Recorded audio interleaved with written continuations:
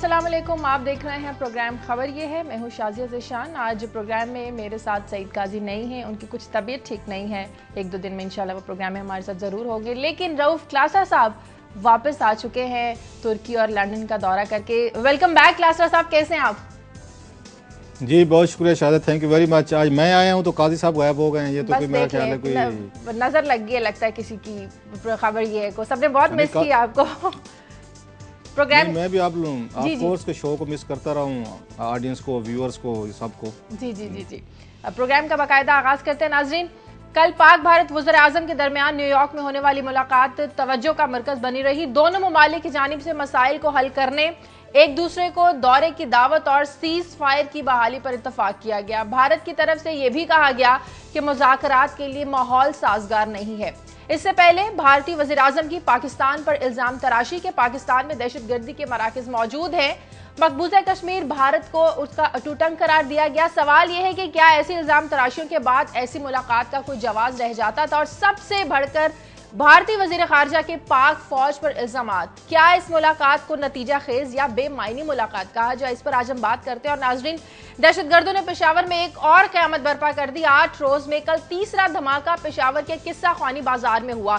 43 अफराद जाँ बहक और 100 जख्मी हो गए। कलअदम तहरीक तालिबान ने इस वाक़े से इज़हार लाताल्लुकी किया है, लेकिन सवाल फिर यह है कि अगर कलअदम तहरीक तालिबान ये हमले नहीं करवा रही तो फिर कौन लोग हैं जो मासूम इंसानों की जानों के दुश्मन है? क्या ये हमारी बेबसी नहीं है कि हम इन तक पहुंच नहीं पाते और सिवाय अफसोस, गम और मज़म्मत के हमारे पास कुछ नहीं है? आज हम इस पर बात करेंगे। 2 अहम खबरें, इन पर आगे चल के प्रोग्राम में जरूर डिस्कस करेंगे, लेकिन इससे पहले हम लोग क्लासर साहब से खबरें डिस्कस करेंगे कि उनके पास आज हमारे साथ शेयर करने के लिए क्या। जी क्लासर साहब। जी शाजिया, एक तो मैं, क्योंकि जैसे आपने कहा लंदन में रहा हूँ मैं कुछ दिन, तो वहाँ बहुत सारे लोगों से मुलाकातें भी हुई हैं, मीटिंग्स भी हुई हैं।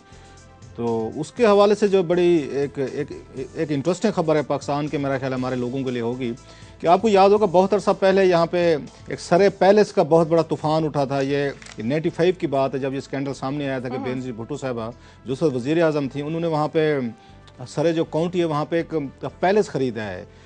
उसके हम डिटेल बताएंगे कि जो 95 में पैलेस ख़रीदा गया, आजकल उस पैलेस का वो जो सरे महल है, इतना बड़ा स्कैंडल था, आज वो किसकी मलकियत है और कौन उसको वहाँ पे इस्तेमाल करता है, क्या उसका इस्तेमाल है, वो बड़ी इंटरेस्टिंग स्टोरी है पाकिस्तान के लोगों के लिए होगी कि सरे पैलेस इतना बड़ा स्कैंडल, अब जरदारी साहब को उसमें बहुत बड़ा रोल, किरदार, कितने में बिका, कैसे बिका, और मोस्ट इम्पॉर्टेंटली जब ये स्कैंडल वहाँ पे अब इसको अपडेट किया गया है कि सरे महल को रिविजिट किया गया है, तो वहाँ के बरतानिया के लोग इसके बारे में क्या सोचते हैं सरे पैलेस के हवाले से, एक तो ये आपके साथ शेयर करेंगे, और दूसरा आफ्ताब मेकन साहब हमारे रिपोर्टर हैं, वो एक स्टोरी है उनके पास, वो शेयर करेंगे।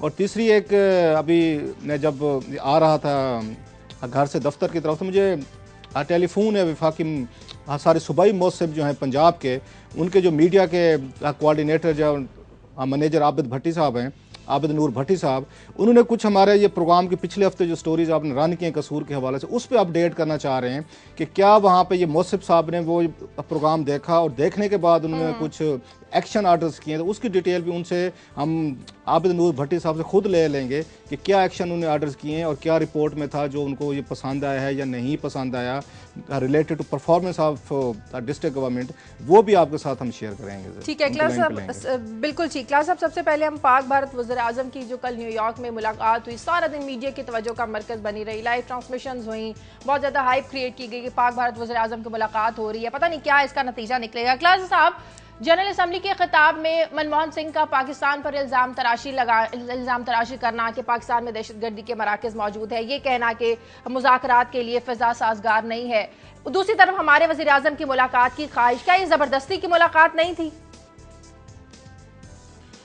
शाजिया, ये जो बात मुझे याद आ गई जिससे कंट्रोवर्सी शुरू हुई है यहाँ पे इनकी नवाज शरीफ साहब की और मनमोहन सिंह की, आपको याद होगा जब जनाब मुशर्रफ साहब आगरा गए थे तो उन्होंने भी वहाँ पे एक नाश्ते की टेबल पे उन्होंने इंडियन जर्नलिस्ट को बुलाया था और उनके साथ बड़ी फ्रैंक उन्होंने गुफ्तगू की थी और बाज़ उन्होंने ऐसे कमेंट्स उन्होंने कर दिए थे जिससे पूरी की पूरी आगरा समिट जो है वो रैप अप नहीं हो सकी थी, रैप अप इन सेंस के मुज़ाकरात कामयाब नहीं हो सके थे। और इसी तरीके की चीज़ मुझे अब भी नज़र आ रही है, जो नवाज शरीफ साहब के हवाले से कमेंट आया है, मैं उस पर बाद में आता हूँ, जो बात आप कह रहे हैं उनका कमेंट आया है कि उन्होंने कुछ पाकिस्तानी जर्नलिस्ट को बताया है, और मैं ये नहीं कह रहा कि मुझे उनके साथ नवाज शरीफ साहब को मैं भी थोड़ा सा उनके साथ मैंने भी कुछ अर्सा जब वो अपोजिशन में थे, पर्टिकुलरली कुछ वक्त गुजारा हो, अभी भी आते जाते उनसे कोई दौरे की कवरेज के लिए दुआ सलाम हो जाती है। नवाज शरीफ साहब ये अल्फाज कहने की सलाहियत रखते हैं जो उनसे कोर्ट में, बेशक अब जो जिस जर्नलिस्ट ने कोर्ट किया है उनको, अब वो कह रहे हैं जी कि उन्होंने नहीं कहा था, मेरा मतलब नहीं था, क्लैरिफिकेशन देते रहे अपनी जगह पे। ये यकीनन उन्होंने बात की होगी, देहाती औरत वाली बात होगी कि क्या उन्होंने देहाती औरत की तरह आके वाशिंगटन में, न्यूयॉर्क में शिकायतें लगाना शुरू कर दिए। नवाज शरीफ साहब ये थोड़ी सी सेंस ऑफ ह्यूमर है, इसको आप अगर देखें सेंस ऑफ ह्यूमर में देखें, इग्नोर किया जा सकता है, लेकिन अगर दो मुल्कों के दरमियान तल्लुकात को देखें तो एक बहुत बड़ी बात है कि दो वज़ीर आज़म मिलने वाले हैं और एक मुल्क का वज़ीर आज़म किसी के बारे में ये कह रहा है कि ये तो देहाती औरत की तरह कंप्लेंट करते हैं। वो फुफ्फे कुटने टाइप हमारे यहाँ एक अल्फाज इस्तेमाल होता है। अच्छा, मनमोहन सिंह साहब भी क्योंकि पंजाबी हैं, वो समझते हैं इन तमाम चीज़ों को। ये भी हम नहीं कह सकते कि वो साउथ ऑफ इंडिया को हैं, लिहाजा उन्हें पाकिस्तानी जुगत की या मजाक की या पंजाबी में जो भी हम बाज़ गपशप करते उन्हें समझ नहीं आती, वो यहीं के पाकिस्तान के यहाँ पे ये पैदा हुए हैं, इसलिए उन्होंने पूरा इसका प्रॉपर पर्सपेक्टिव समझा है कि नवाज शरीफ साहब उनको क्या कह रहे हैं और क्यों कह रहे हैं। और शायद मुमकिन है, मेरा ख्याल है अभी भी उनको अप्रिशिएट करना चाहिए उनकी इंडियन गवर्नमेंट को कि उनके मीडिया ने जिस तरह की ये हाइप क्रिएट की है, ये कल जैसे आप बता रही हैं, उनका मीडिया भी इसी पे किया है कि आपका अगर आप जिनसे मिलने जा रहे हैं, अगर आपको वो देहाती औरत कह के ताने दे रहे हैं तो मीटिंग का क्या रिजल्ट निकलना है, क्या गुफ्तगू होनी है।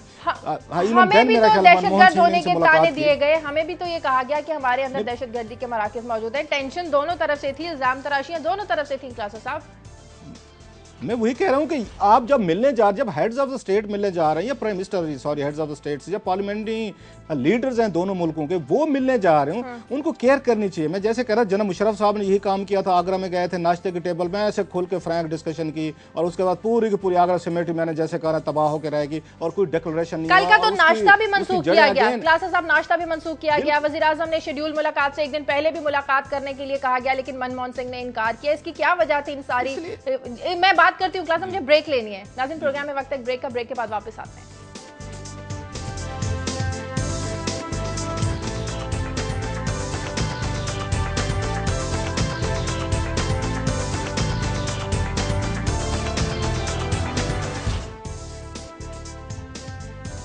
ब्रेक के बाद खुशामदीद नाज़रीन। अमेरिका से हमारे नुमाइंदे वाशिंगटन से हैं अवैस सलीम, उनसे कल की मुलाकात के हवाले से कुछ अपडेट लेते हैं। अवैस, कल की मुलाकात का क्या तासुर दिया जा रहा है? कहा जा रहा है कि मुलाकात सिर्फ एक फोटो सेशन थी, ज़बरदस्ती की मुलाकात थी। अमेरिका में जो पाकिस्तानी कम्युनिटी है, वज़ीर आज़म ने उनसे खिताब भी किया, वहाँ क्या तासुर है इस मुलाकात का? देखिए शायद इस मुलाकात से पहले अगर आप थोड़ा और पीछे जाएं तो बहुत ज्यादा क्या साराइयां की जा रही थी कि ये मुलाकात होगी भी या नहीं, लेकिन बहरहाल ये मुलाकात हुई। न सिर्फ पाकिस्तानी और इंडियन मीडिया बल्कि अमरीकी मीडिया की भी बहुत ज्यादा स्पॉटलाइट थी मुलाकात पे, क्योंकि पाकिस्तान और अमेरिका के ताल्लुकात की बेहतरी में अमेरिका का बहुत ज्यादा इंटरेस्ट है, जिसको यहाँ स्टेट डिपार्टमेंट और व्हाइट हाउस बार बार कहते भी रहे हैं। और जो हम देख रहे हैं, जिस माहौल में मुलाकात हुई है, एक खुशगवारियत का तासुर है उसमें। एक अच्छे माहौल में जो तमाम कोर इश्यूज थे, जिसमें सियाचिन भी है, कश्मीर भी है, सर क्रीक भी है, उस पे भी बात हुई है। हम सुन रहे हैं कि टेररिज्म पे भी बात हुई है। बल्कि किस अच्छे माहौल में बात हुई है? शिव, वहाँ भारतीय ये कहते हैं, शिव शंकर मेनन कहते हैं कि मुज़ाकरात के लिए साजगार माहौल नहीं है। जो उनके वजीर खारजा हैं सलमान खुर्शीद, वो इल्जाम लगाते हैं पाक फौज के वो मुज़ाकरात नहीं करना चाहती। तो कैसी अच्छी मुलाकात थी? देखिए, आम तासुर जो यहाँ पे अमरीका, हमारा राब्ता अवैस सलीम से कट गया। जी क्लासा साहब, मैं ये पूछ रही हूँ, अभी आपने भी सुना अवैस सलीम ने कहा कि अच्छे माहौल में मुलाकात हुई। आपको इन सारी बातों से लगता है, जिस तरह के जेस्चर्स भारत की तरफ से दिए गए, जिस तरह के इल्जामात लगाए गए, ये अच्छे माहौल की मुलाकात थी? शायद जो मुझे लग रहा है कि दो मुल्कों के तल्लुकात बड़े अहम और सीरियस बिजनेस होता है।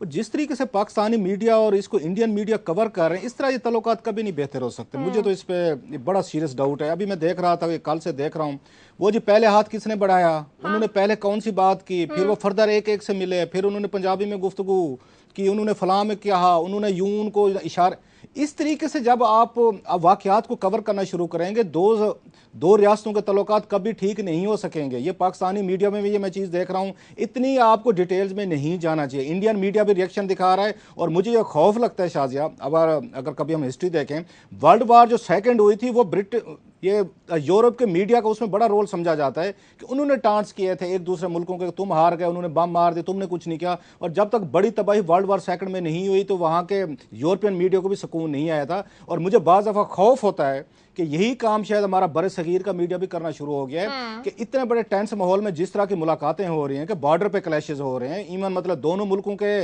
जो लीडर्स हैं, जो मुझे दुख हो रहा है, और वो भी अपनी अपनी पब्लिक और मीडिया के मूड्स को देख के चलने की कोशिश कर रहे हैं। लीडर का काम ये नहीं होता कि वो पब्लिक का मूड देखे, वो मीडिया को देखे, आपको देखे, मुझे देखे, कि इनके क्या मफादात हैं इसमें अपने मुल्क के हवाले से। एक अच्छे लीडर को अपने मुल्क के उसको मफादात देखने चाहिए, लार्जर इंटरेस्ट स्टेट के देखने चाहिए। और बदकिस्मती से जो मुझे चीज़ समझ आ रही है, जैसे आपने सलमान खुर्शीद साहब का कहा या दूसरे लोगों का, वो मीडिया के जरिए एक दूसरे को पैगाम देने की कोशिश कर रहे हैं। ये अच्छी डिप्लोमेसी नहीं होती।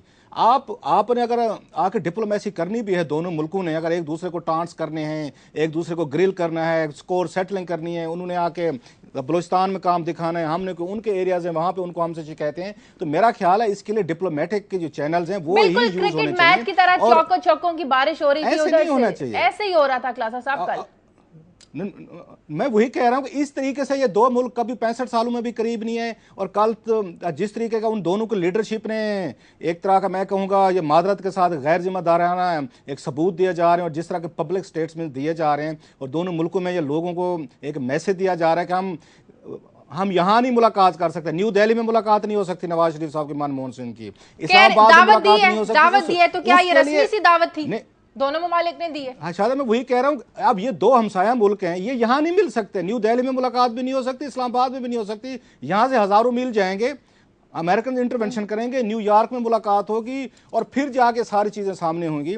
सो इसलिए मेरा ये ख्याल है, मुझे एक बड़ा इंतहाई, आज काजी साहब क्योंकि नहीं है तो छोटे मोटे लतीफ़े मैं ही सुना लेता हूँ। वो कहते ना कि एक मुलजिम की अदालत में गया तो उसको निकला तो एक और वकील ने पूछा कि क्या बना तुम्हारे केस का, उसने कहा सजाए मौत हो गई है। हाँ, तो उसने पूछा वकील ने कितनी फीस दी थी अपने वकील को, उसने कहा 10,000। उसने कहा कमाल के ये काम मैं 500 रुपए में कर देता तुम्हारा, अगर डेथ पेनल्टी तुमने लेके आनी थी। तो सेम हिसाब यही है कि अगर इन दो मुल्कों के लीडरशिप ने, दो वज़ीर आज़म ने, या हमारी पॉलिटिकल लीडरशिप या उनकी, हमारा मीडिया या उनका मीडिया, अगर इन्होंने इस तरह के रिजल्ट्स देने थे मीटिंग में, जिस तरह की चीज़ें सामने आ रही हैं और जिस तरह के रिपोर्ट्स हो रहे हैं, तो इससे तो बेहतर था ये रिजल्ट यहीं लिया जा सकता था। आपको मुलाकात की ज़रूरत ही नहीं थी। वही 500 रुपये और 10,000 रुपये वाला वकील वाला हिसाब है। इसलिए मैं समझता हूँ दोनों मुल्कों के लीडरशिप को, पर्टिकुलर मैं कहूँगा जब इतने हाई लेवल की प्रोफाइल मीटिंग्स होने वाली हूँ, और नवाज शरीफ साहब और मनमोहन की बड़ी अहम मीटिंग हो रही थी, उस वक्त मीडिया को इस्तेमाल करने से इनको गुरेज करना चाहिए था। जैसे मैंने कहा, जनाब मुशर्रफ साहब ने भी ये गलती की थी, आगरा में उन्हें नहीं करनी चाहिए थी। नवाज शरीफ साहब को भी इस वक्त प्रेस के हवाले से इस तरह का मौका नहीं देना चाहिए था कि चाहे मिस कोर्ट भी उनको किया जाता, उनको मिस कोर्ट नहीं होना चाहिए था। अच्छा, नाश्ता भी मंसूख किया गया, जो शेड्यूल चीजें थी, शेड्यूल एक मौके की मुलाकातें थी, उनको मंसूख किया गया। क्लासा साहब, इसकी क्या वजह हो सकती है? एक आपने नोट किया होगा कि जैसे बार बार बात आ भी रही है मीडिया में कि वहाँ भारत में इलेक्शन होने वाले हैं, जो इलेक्शन का ये आता जाएगा, पीरियड आता जाएगा, उन पे ये कांग्रेस पे दबाव बढ़ता जाएगा। ऑलरेडी आपने देखा उनके नरेंद्र मोदी ने जो कल तकरीरें की हैं और जिस तरह के टांट्स उन्होंने किए हैं, देहाती औरत को उन्होंने बेस बना के उन्होंने उस पर मनमोहन सिंह पे उन्होंने दबाव डाला है। तो मनमोहन सिंह इस वक्त इस पोजीशन में नहीं है कि वो पाकिस्तान या इंडिया रिलेशनशिप आके बेहतर कर सके। पाकिस्तान को नई हुकूमत का इंतजार करना होगा। और मुझे याद है जनवरी में इस साल में भारत गया था वहाँ पे, जब तो मेरे भी कुछ वहाँ सलमान बशीर साहब जो हमारे वहाँ पे हाई कमिश्नर, उनसे मुलाकातें हुई, दूसरों से बातचीत होगी, कहीं आते जाते मुलाकात हुई। तो मैंने भी उनसे पूछा था, जनवरी की बात कर रहा हूँ, और इलेक्शन हमारे जाके हुए थे, आपको याद होगा मई में, उन्होंने भी यही कहा था, हालांकि 6 महीने रहते थे, उन्होंने कहा था कि भारत इस वक्त हमसे बातचीत के मूड में नहीं है। वो ये समझते हैं कि पाकिस्तान में नया इलेक्शन होने वाले हैं, नई हुकूमत आने वाली है, वो आएंगे, उनसे बात करेंगे। तो सेम मैं समझता हूँ कि पाकिस्तान को मनमोहन के साथ या इंडिया के साथ एक नॉर्मल एक तल्लुकात रखने चाहिए, हमें कोई बिग एक्सपेक्टेशन नहीं रखनी चाहिए। कल हमारे वज़ीर आज़म ने एक मुल्क बलोचिस्तान में भी भारतीय मुदाखलत की बात की, लेकिन भारत ने सबूत मांगे। अगर वाकई इंडिया बलोचिस्तान में मुदाखलत कर रहा है तो हमें सबूत देने चाहिए उन्हें, जिस तरह वो मुंबई हमलों के सबूत मांगते रहे हमें। एग्जैक्टली बड़ा ये अच्छा सवाल है मेरा ख्याल है आपका। पाकिस्तान जब ये बात कहता है, अगर आप इल्ज़ाम लगाते हैं किसी पे कि आपका ये फॉरेन हैंड्स है, और पाकिस्तान में ये आपको पता बहुत पॉपुलर स्लोगन बन गया है, हर वजीर दाखिला ये कहेगा, ये रहमान मलिक साहब हमें 5 साल कहानी सुनाते हैं, कराची के हालात में फॉरेन एलिमेंट है, वहाँ KPK के हालात में ये गैर मुल्की ताकतें हैं, बलोचिस्तान में गैर, और भाई आपके यहाँ भी तो इंटेलिजेंस एजेंसीज हैं, आपके इदारे हैं, आप लाएं सबूत, दुनिया को दिखाएं जरा। आप UNO गए हुए थे, प्रेस कॉन्फ्रेंस बुला लेते वहाँ पे और कहते ये देखें हमारे मुल्क में आप उनको दे तो यूएनओ में बात करते फिर खड़े होकर कि देखेंगे कि जब आपको भारत प्राइम मिनिस्टर ये कह रहा है कि पाकिस्तान एपिक सेंटर बन चुका है टेररिज्म का, ये बहुत बड़ी बात है।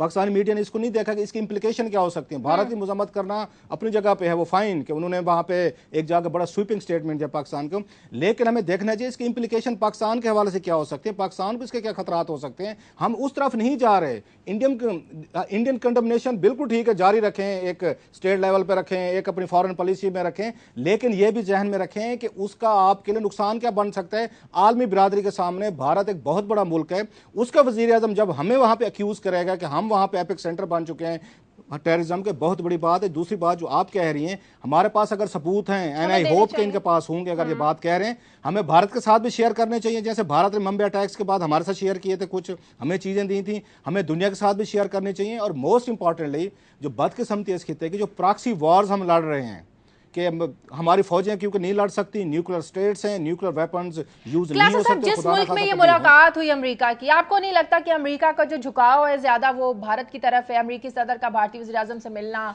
और पाकिस्तानी वज़ीर आज़म से ना मिलना कि उनके लिए टाइम नहीं है, तो ये किस तरह के डिसरिस्पेक्ट किया गया है पाकिस्तान को? एक तो मतलब शाजिया, हम पूरी दुनिया में, मैं तो अभी फिर के आया हूं, हम पूरी दुनिया में इज्जत तलाश करने की कोशिश कर रहे हैं, हमें कोई इज्जत नहीं देगा। मैंने तुर्की में भी देख दी, एयरपोर्ट में मैंने कॉलम भी लिखा था, एक तर्किश एक सिपाही आया, उसने मुझे खड़े होकर खासा वहाँ पे आधा घंटा इंटेरोगेट किया कि आप कहाँ से, क्यों, पाकिस्तान किधर, आप यहाँ क्या कर रहे हैं।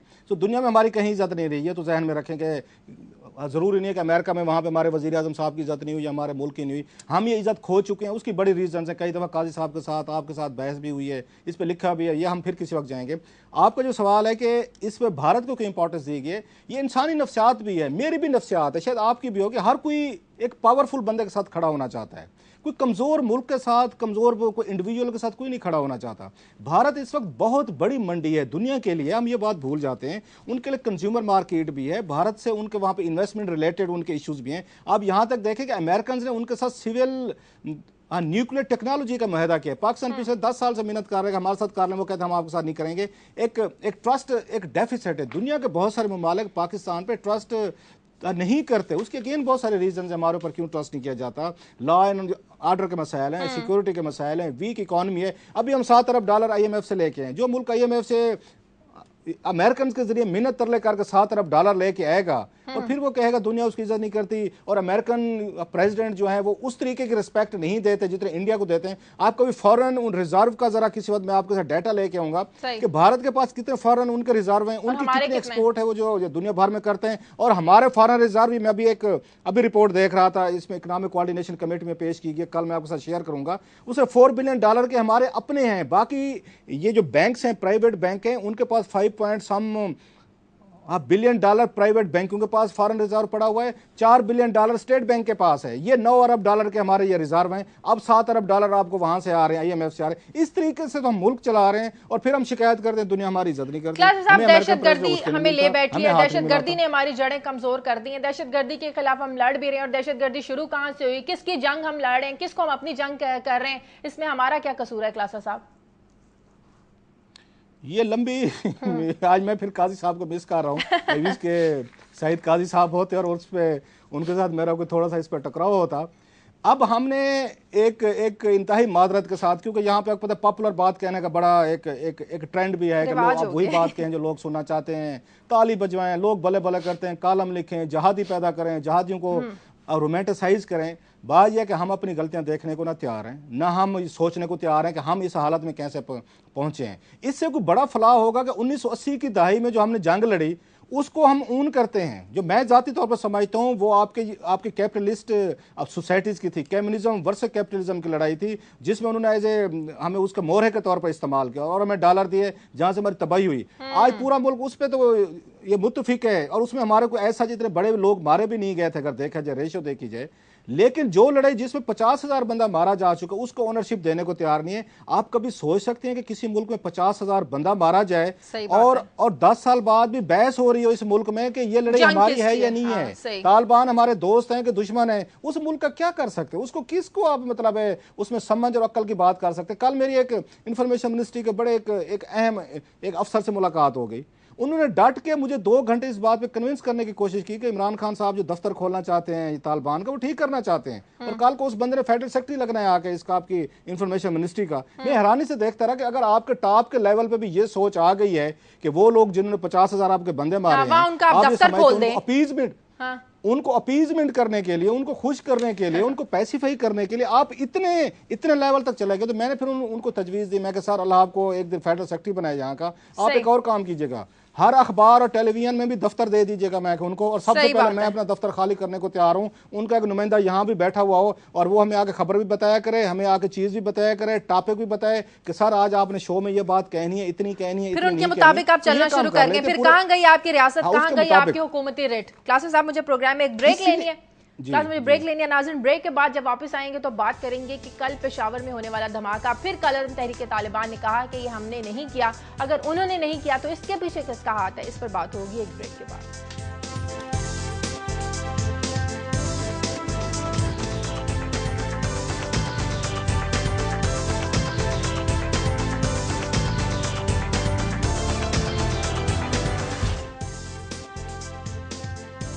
ब्रेक के बाद खुशामदीद नाज़रीन। कल दहशतगर्दों ने एक बार फिर पेशावर को खून में नहला दिया। कल फिर पेशावर का तारीखी बाजार, किस्सा ख़ानी बाजार, वहाँ पर धमाका किया गया। 40 अफराद जाम बहक हो गए और 100 अफराद जो ज़ख्मी हैं वो इस वक्त पेशावर के मुख्तलिफ अस्पतालों में ज़ेर इलाज। हमारे नुमाइंदे मुसरतुल्लाह इस वक्त पेशावर के लेडी रीडिंग अस्पताल के बाहर मौजूद हैं, उनसे बात करते हैं कि ज़ख्मियों की कैसी हालत है, क्या सूरत हाल है वहाँ पर मरीजों के इलाज की। मुसरत, आवाज़ आ रही है आपको? जी, इस वक्त लेडी रीडिंग अस्पताल में मुस्तरद कितने मरीज हैं, कितने जख्मी हैं, उनकी हालत कैसी है, क्या कहते हैं वो लोग? जी, कल 104 के करीब ज़ख्मी लाए गए थे, जिनमें अभी 59 ज़ख्मी अस्पताल के मुख्तलिफ वार्डों में हैं और जिनमें बाज़ के ऑपरेशन किए गए हैं और 5 सीरीज़ बताए जाते हैं जिनको अभी ICU में रखा गया है। हॉस्पिटल इंतज़ामिया का ये कहना है कि अभी 9 बजे का जो 9 बजे बाकायदा चेकअप किया जाएगा, जो डॉक्टर हैं उनको चेक करेंगे। इसके बाद जो है जो मरीज़ है उनकी सेहत के हवाले से बाद में मीडिया को आगाह किया जा सकेगा। गुज़िश्ता रोज़ एक हफ्ते से जो 39वां हफ्ता है साल 2003 का, मुसलसल 3 धमाके हुए, तो इतने ज़ख्मी लाए गए हैं कि यहाँ पर बेड अस्पताल में नहीं, और बाहर जो दूसरे मरीज आते हैं उनको बाहर से अपने लिए बेड मंगवाने पड़ रहे हैं। जी, अभी ये बताएगा कितने ज़ख्मी ऐसे हैं जिनकी हालत नाजुक है? 59 ज़ख्मियों में 5 ज़ख्मी जो है जो ICU में पड़े हैं, जिनकी हालत तशवीशनाक बताई जाती है। तो हम अभी 9 बजे की जो है डॉक्टर की चेकअप के बाद उनको इस हवाले से बात कर सकेंगे कि क्या वो उनको जो नॉर्मल वार्ड है उनमें मुंतकिल किया जा सकता है या नहीं। लेकिन इस वक्त 5 जो है सीरियस बताए जाते हैं जो कल धमाके में ज़ख्मी हुए थे। इस वाक़े के बाद इतना खौफो हिरास है, एक हफ्ते में 3 धमाके हुए मुस्तरद यहाँ पर, तो कारोबारी सूरत हाल, कारोबारी सरगर्मियाँ, मार्केट्स, बच्चों के स्कूल, क्या ये मामूल के मुताबिक खुले हैं या टेंशन है, वहां पर बंद है सब कुछ? गुज़िश्ता एक हफ्ते में तीसरा धमाका है और ये पेशावर शहर के, इससे पहले जो चर्च में हुआ था वो भी क़ज़ाख़वानी की बैक साइड पे चर्च में हुआ था, दूसरा तो शहर से बाहर था, लेकिन वो भी पेशावर की शहरी जो है चारसदा के डिस्ट्रिक्ट चारसदा और पेशावर के लोग इस वाक़े में निशाना बने थे। जबकि आज जो तीसरा गुज़िश्ता रोज़ जो हुआ है ये भी क़ज़ाख़वानी की वस्त में हुआ है, तो एक मरतबा फिर जो खौफ हरास है। लोग यहाँ पर जो दुकानदार हैं वो तो तकरीबन 28 के करीब दुकानें मुकम्मल तौर पर तबाह हुई है। क़ज़ाख़वानी बाज़ार में जो ताजिर हैं उन्होंने 3 रोज़ा हड़ताल का और शोक का ऐलान किया है और लोग अभी भी इस एरिया में क़ज़ाख़वानी में लोग जो है खौफ व हरास का शिकार है। गुज़िश्ता 3 जो धमाके हैं, पहला जो हुआ था उसका तो जंदुल्लाह ने एक्सेप्ट किया था कि हम जिम्मेदारी ले रहे हैं, जो दूसरा था वो तहरीक तालिबान नुमन ने एक्सेप्ट किया था कि हम इसकी जिम्मेदारी ले रहे हैं, लेकिन गुज़िश्ता रोज़ जो हुआ था इसकी जिम्मेदारी किसी ने नहीं ली। इसी वजह से अब जो है इस हवाले से तहकीकात। ठीक है, बहुत शुक्रिया। ठीक है, बहुत शुक्रिया मुसरतुल्लाह आपका। क्लासा साहब, एक हफ्ते में 3 धमाके होते हैं। अभी चर्च के धमाके के जो मुतासरीन थे अभी उस गम को नहीं भुला पाए थे कि कल एक और धमाका हो गया। कल अदम तहरीक तालिबान कहते हैं कि हम जो अवामी जगह हैं उन पर धमाके नहीं करते, वहां पर हमले नहीं करते। अगर ये लोग नहीं करते क्लासा साहब, तो फिर कौन लोग हैं जो इंसानों की जानें ले रहे हैं, उन बच्चों को नुकसान पहुंचा रहे हैं, मुल्क के हालात खराब कर रहे हैं?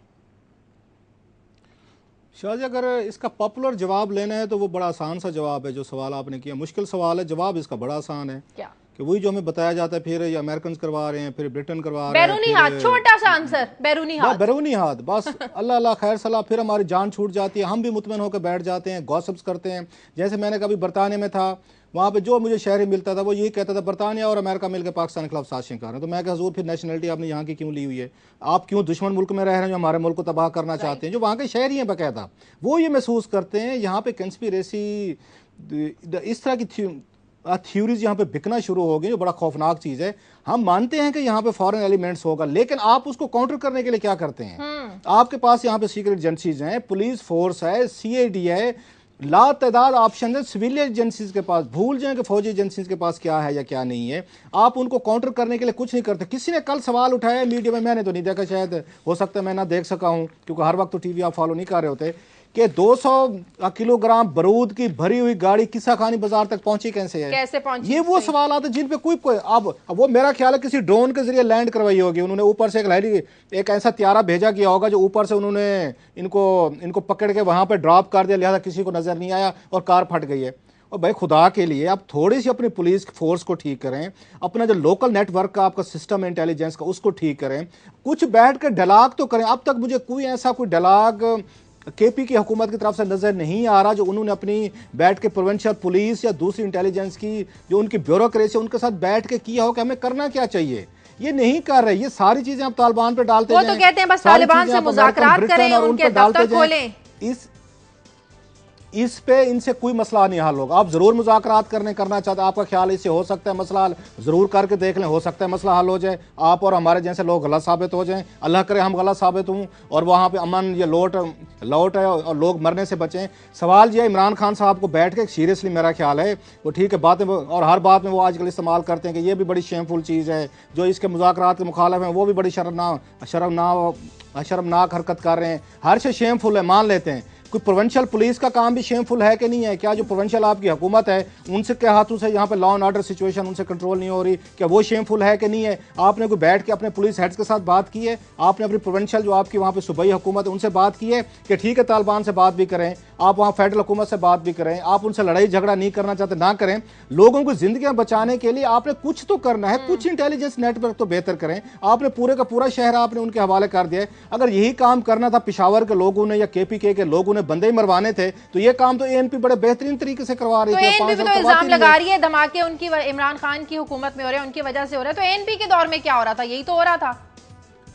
मैं वही कह रहा हूं, अगर आपने ANP की परफॉर्मेंस देखनी है तो उनके दौर में भी धमाके हो रहे थे, उनके दौर में कंडमनेशन हो रही थी, इनके दौर में धमाके हो रहे हैं और कंडमनेशन होती है साथ में बैरूनी। आप अनार से बताते हैं इमरान खान साहब के लिए बड़ा सीरियस टाइम है, उनके हामियों के लिए कि बैठ के सोचें इस मसले से। आप मुज़ाकरात का जो बात आप करते हैं ज़रूर करें कि मुज़ाकरात के जो मुखालिफ हैं, आपके पास एक पुलिस फोर्स है, आपके पास इंटेलिजेंस लोकल इंटेलिजेंस नेटवर्क है। बहुत सारों को पता ही नहीं होता कि पुलिस के अपने स्पेशल ब्रांचेज होती हैं, इनकी CID होती है, इनको ट्रेनिंग दिलवाएं, इनको थोड़ा सा आप कोई वेपन्स लेके दें। वेपन्स की बात आपको याद होगा कि यहाँ पे स्कैंडल आए थे ANP के दौर का, 4 अरब रुपए का उनके लिए वेपन्स लिए जा रहे थे पुलिस के लिए, उसमें बुलेट प्रूफ जैकेट्स भी थी, उसमें मॉडर्न वेपन से 1 करोड़ रुपए का जो उसमें इन्होंने कमीशन खा गई थी ANP की लीडरशिप।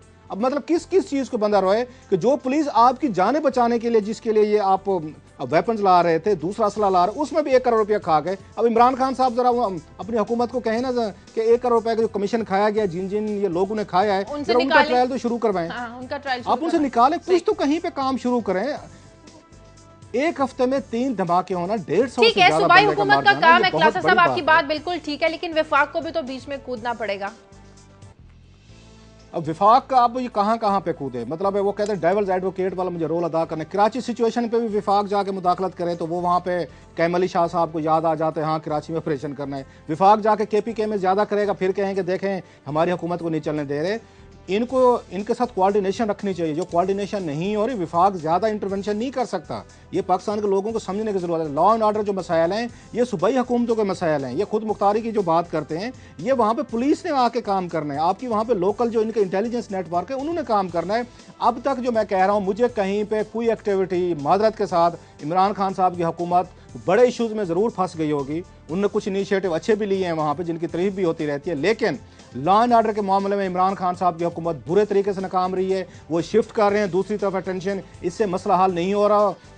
हाँ इनका हल होगा। अल्टीमेटली आप देखेंगे इमरान खान साहब की जो पॉपुलैरिटी है KPK में इनकी हिट होगी, इसका नुकसान पॉलिटिकली तौर पर इमरान खान को होगा। लोगों ने ANP को इसलिए वोट नहीं डाले कि वो भी वहां पे बम धमाके हो रहे थे। पिछला 5 साल का दौर और ये 5 साल, आने वाले 5 साल, अभी तो 6 महीने हुए हैं, इसमें कुछ ज्यादा फर्क नहीं है, बिल्कुल भी फर्क नहीं है। पहले भी लोगों की जाने जा रही थी, अब भी लोगों की जाने जा रही है। क्लासा साहब वही मैं कह रहा हूँ, वही वाली बात कि सजाए मौत आपने अगर दिलवानी अपने क्लाइंट को 10,000 का क्लाइंट कर लें या 500 रुपए का क्लाइंट कर लें, इससे क्या फर्क पड़ता है। इमरान खान को इसलिए उन्होंने जी इमरान खान लास्टली इमरान खान को इसलिए उन्होंने लोगों ने वोट दिए, वो समझते थे इमरान खान कुछ एक्टिविटी दिखाएंगे। जी हाँ, लॉ एंड ऑर्डर की सिचुएशन बेटर होगी। से उनके फेडरल लेवल पे एक्टिविटी तो नजर आती है, बयानात नजर आते हैं, लेकिन उनकी प्रोविंशियल उनकी पुलिस जो है वो बुरे तरीके से नाकाम रही है। 200 किलोग्राम वाली बारूद की गाड़ी शहर में फिर रही है और ना आपकी इंटेलिजेंस को पता है, ना आपकी पुलिस को पता है, ना आपके इदारों को पता है, बहुत बड़ी पुलिस को पता है। और आपके क्लासा मुझे ब्रेक लेनी है नाज़रीन, प्रोग्राम में वक्त एक ब्रेक का, ब्रेक के बाद वापस आएंगे तो क्लासा साहब हमें सरे महल स्कैंडल जो है वो हमसे डिस्कस करेंगे कि आज वो किसकी मलकियत है। एक ब्रेक के बाद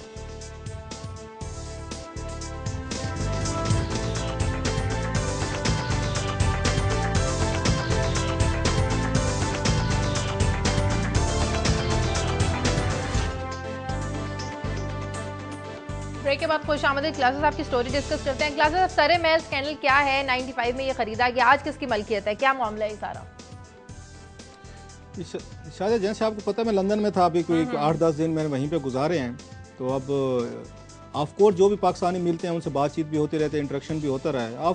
और ज़्यादा कंसर्न है पाकिस्तान के बारे में। जो मैंने एक बात नोट की है, शायद हम यहाँ पे बैठे हुए जो इतने बम में, बरूद में, बम्बिंग में हम इतने परेशान नहीं है। जो मैं बहर के उन पाकिस्तानियों को देखता हूँ, हालांकि वो बड़ी अच्छी ज़िंदगी गुजार रहे हैं, उनके बच्चे बड़े सिक्योर हैं, खुद बड़े सिक्योर हैं, उनके मुस्तकबिल बड़े अच्छे चल रहे हैं, सारे लोग मुतमईन हैं अपनी। अगर उनकी ज़ाती अगर आप उनकी ज़िंदगियाँ देखें, एयरपोर्ट पर भी लोग मिलते हैं आपको, बाज़ारों में भी बाज़ मिल जाते हैं।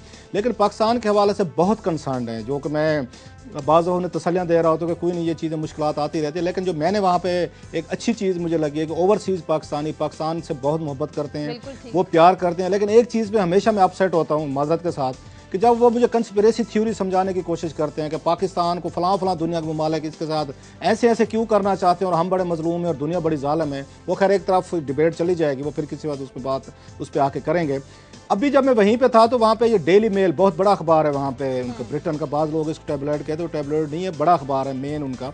उसने एक स्टोरी वहाँ पे छापी है कि ये जो सरे महल है आजकल वो किसकी मलकियत है और उसको कौन इस्तेमाल कर रहा है, उसका क्या इस्तेमाल किया जा रहा है। वो बड़ी इंटरेस्टिंग स्टोरी उस पर छपी है, वो उसमें जो डेली मेल में आई है। आपको याद होगा 1995 में जब ये कौमी असम्बली का इजलास था तो वहाँ पर स्टोरी ब्रिटेन के न्यूज़पेपर ने ब्रेक की थी कि सरे महल जो है वो बेनज़ीर भुट्टो साहबा जो उस वक्त वज़ीर आज़म थी और सदर आसिफ अली जरदारी साहब, इनकी मलकियत है। ये कौमी असम्बली में स्कैंडल बकायदा इसको डिस्कस किया गया था वहाँ ब्रिटेन के न्यूज़पेपर के ब्रेक होने के बाद। जब उन्होंने इस स्टोरी को ब्रेक किया उस वक्त ये इन्होंने बेनज़ीर भुट्टो साहबा ने और उनके वज़ीरों ने बड़ा ओपनली इसको आकर रिजेक्ट किया था कि हमारी ये मलकियत भी नहीं है, हमारा इससे कोई तल्लुक़ भी नहीं है और झूठी कहानी, और हम उनको सू करेंगे ब्रिटेन के न्यूज़पेपर को। वो खैर सू तो नहीं हो सका। अब जो उसका फॉलो अप आप उन्होंने निकाला है, तकरीबन आप कह सकते हैं उसमें 18 साल बाद जो सामने आया है वो बड़ा इंटरेस्टिंग है। वो ये कहते हैं कि इसको आसिफ अली जरदारी साहब ने 2004 में बेच दिया था यहाँ पे ये, और इसकी जो टोटल उन्होंने कीमत तो ये वसूल की थी सरे माल की वो 40 लाख पाउंड थी। अच्छा। अब उसकी वो जो मौजूदा है 40 लाख पाउंड का जरदारी साहब ने ये बेचा था सरे माल। ये बकायदा डेली मेल की मैं रिपोर्ट को कोट कर रहा हूँ। अगर इन्हें कोई शिकायत है पीपल्स पार्टी के या कुछ दोस्तों को तो ऑफकोर्स ब्रिटेन के लाज जो हैं वो बहुत सख्त लाज हैं, वहाँ पर जाके उनको सू कर सकते हैं और उनसे पैसे ले सकते हैं अच्छे खासे तगड़े, अगर गलत स्टोरी है। प्लस वो ये कहते हैं कि अब जो इसकी मलकियत है 2004 में 40 लाख पाउंड का बेचा था जरदारी साहब ने, अब इसकी मलकियत तो ये 90 लाख पाउंड हो चुकी है। मेरा ख्याल जरदारी साहब थोड़े से पछता रहे होंगे कि अगर 3-4 साल वेट कर लेते तो आज उनको 90 लाख पाउंड मिलते, उन्होंने 40 लाख पाउंड में बेचा था। सो एक तो बात ये साबित हो गई जरदारी साहब या बेनज़ीर भुट्टो साहब जो कहते थे कि ये महल उनका नहीं है, वो साबित हो गया कि ना सिर्फ महल उनका था बल्कि उन्होंने बेचा भी सही और 40 लाख पाउंड में बेचा। वो पैसा फिर कहाँ पे गया, किधर गया, इसके बारे में किसी को कोई पता नहीं है। वो पैसा आया कहाँ से था ये भी हमें कहीं का पता नहीं है कि 40 लाख पाउंड की जो प्रॉपर्टी खरीदी गई थी वो कहाँ से आई थी। अब उस जो मौजूदा उसकी वो बड़ी इंटरेस्टिंग है। वो ये कहते हैं जरदारी साहब इस महल को वो इस्तेमाल करते रहे थे या उनकी वो जो उनकी अपने ख़ानदान के लोग थे मुख्तलिफ पार्टीज़ के लिए इस्तेमाल करते रहे हैं। उसमें वहाँ पे मुख्तलिफ फंक्शंस होते थे और बड़े बड़े जो हेड्स ऑफ स्टेट थे या बड़े बड़े उनके लीडर्स थे उनको इनवाइट किया जाता था, उनको पार्टी दी जाती थी। अच्छा। आजकल उसका जो इस्तेमाल है वो बड़ा इंटरेस्टिंग है। इस तरह का कुछ इस्तेमाल है, शायद ओपनली बैठ के ये टीवी पे बात भी नहीं की जा सकती। प्रेमी जोड़े हैं वो वहाँ पे जाते हैं, उनको पर ये नाइट के हिसाब से 450 पाउंड पर नाइट का किराया है। वहाँ पे टेनिस खेली जाती है, किस लिबास में खेली जाती है, किस माहौल में खेली जाती है, वो एक और कहानी है। मेरा ख्याल है यहाँ पे ये टीवी पे बैठ के शायद उसको एक्सप्लेन ना किया जा सके। आजकल सरे महल का ये इस्तेमाल हो रहा है। साथ में जो बड़ी इंपॉर्टेंट चीज़ है, जहाँ सरे महल है तो वहाँ पे हमारे जो पंजाब से हुक्मरान हैं इनके बारे में भी बड़ी वहाँ पे चीज़ें हैं। इनके भी बड़े बड़े टावर ये वहाँ पे मौजूद है। इल्फर्ड में मैं गया तो लोगों ने इशारे किए, ये देखें जी जो इतना बड़ा 2 मंजिला बहुत बड़ा टावर है, तो ये फ़लाँ हमारी हुकूमत हुकूमत के हमारे जो इस वक्त लीडर हैं उनकी मलकियत है, वो बिलोंग करते हैं। क्योंकि हमारे पास ऐसा सच कोई इसके एविडेंस मौजूद नहीं है, लिहाजा खुल के मैं नाम नहीं ले सकता, इशारों के नाम में बात हो सकती है। सो हमारे लीडर जो पाकिस्तान के यहाँ पे हैं, इंटरेस्टिंग चीज़ है जो संभव मैं करूँ, एक सरे महल में था, वहाँ पे सरे महल हैं थे, उन्होंने ख़रीदे। दूसरे जो हमारे हुक्मरान हैं मौजूद हैं, इनके बारे में टावर्स हैं वहाँ पे, इनके पार्क लेन वाली एजवे रोड पे बहुत बड़े बड़े घर हैं। मैं भी जब वहाँ गई तो लोगों ने बकायदा दिखाया। बिल्कुल वो एजवे रोड नहीं है शाहजहाँ, वो पार्क लेन है, बिल्कुल फेसिंग उसका है। उसका पार्क के सामने करोड़ों रुपए की, करोड़ों उनकी पाउंड्स की वो प्रॉपर्टी हैं, ये ना भूलेगा। और इस पे जो ब्रिटेन का जो लोग हैं उन्होंने बड़े इंटरेस्टिंग कमेंट किए हैं डेली मेल की वेबसाइट पे।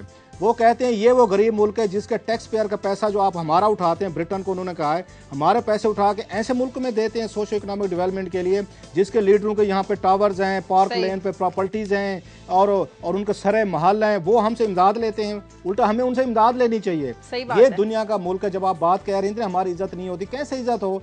जिस मुल्क के हुक्मरानों के वहाँ पे महल होंगे, जहाँ पे पार्क लेन पे करोड़ों पाउंड के जिनके घर होंगे, और फिर दुनिया भर से हम भीख मांगने जाते हैं। $7 अरब हम लेके आए हैं इससे IMF से कि हमारे बैलेंस ऑफ पेमेंट के खर्चे नहीं पूरे हो रहे।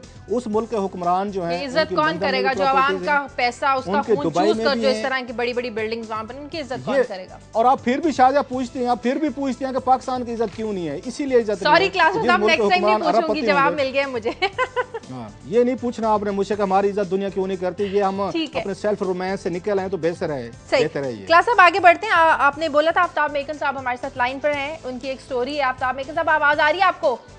जी जी शाजिया। आफ्ताब, ये क्या मामला है कि OGTC के अफसरानों की तनख्वाहें एक साल में 55% बढ़ी, डॉक्टर आसिम के दौर में 40% बढ़ी, बजट था जो 2013-14 का था उसमें 15% बढ़ी, क्या मामला है ये सारा? देखिए शाजिया, हेलो, जी जी जी, आवाज आ रही है? जी आ रही है, प्लीज बोलिए। देखें शाजिया, डॉक्टर आसिम ने तो जो किया उन्होंने ये सारी चीजें 40% और फिर वफाकी हुकूमत नवाज शरीफ ने भी 15% इनकी बढ़ा दी।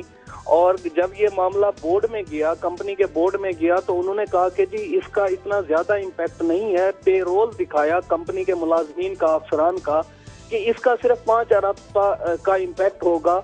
और असल हकीकत जो थी वो छुपाई गई। वो जो उनके दूसरे पर्क्स एंड प्रिविलेजेस हैं, बिलासूद घर की तामीर के लिए कर्जे दिए जाते हैं, हाउस रेंट है, मेडिकल अलाउंस है और बच्चों के स्कॉलरशिप हैं, वो जो इम्पैक्ट है वो 30 अरब का जो इम्पैक्ट था वो बोर्ड को नहीं बताया गया। और चुपके से इन्होंने बोर्ड से अप्रूवल ले ली कि जी ये देखें इसका 5 अरब का इम्पैक्ट है, ये तनख्वाहें बढ़ाने का, ये आप दे दें और हम कंपनी को रन कर रहे हैं। एक और हैरानकुन बात यह है कि जब ये चीजें जो दूसरे स्टाफ है कंपनी के उनको पता चला तो यूनियन ने हड़ताल कर दी।